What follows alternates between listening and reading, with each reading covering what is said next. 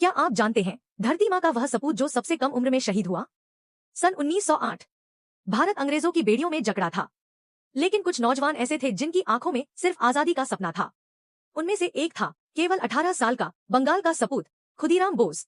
खुदीराम का जन्म 3 दिसंबर 1889 को बंगाल के मिदनापुर जिले के हबीबपुर गांव में हुआ। बचपन से ही उनमें अंग्रेजों के अन्याय के खिलाफ चिंगारी थी। पढ़ाई के दिनों में ही उन्होंने देशभक्ति की किताबें पढ़ी और क्रांतिकारी विचारों से प्रेरित हुए।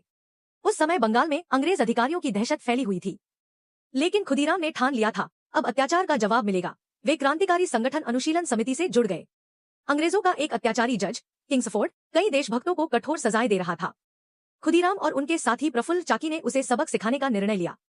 30 अप्रैल 1908 की रात मुजफ्फरपुर स्टेशन के पास उन्होंने किंग्सफोर्ड की बग्घी पर बम फेंका, लेकिन दुर्भाग्यवश उस बग्घी में किंग्सफोर्ड नहीं बल्कि 2 ब्रिटिश महिलाएं थीं जो मारी गईं। अंग्रेजों ने पूरे इलाके में खोजबीन शुरू कर दी। खुदीराम को मीलों पैदल चलते हुए गिरफ्तार कर लिया गया। गिरफ्तारी के समय वे हंस रहे थे, मानो मौत उनके लिए डर नहीं बल्कि आजादी की ओर एक कदम हो। उन पर मुकदमा चला, लेकिन 18 साल का यह नौजवान अदालत में भी अडिग रहा। उन्होंने कहा, अगर मेरा बलिदान मातृभूमि की आजादी में एक कदम भी आगे बढ़ा दे तो मैं इसे अपनी सबसे बड़ी उपलब्धि मानूंगा।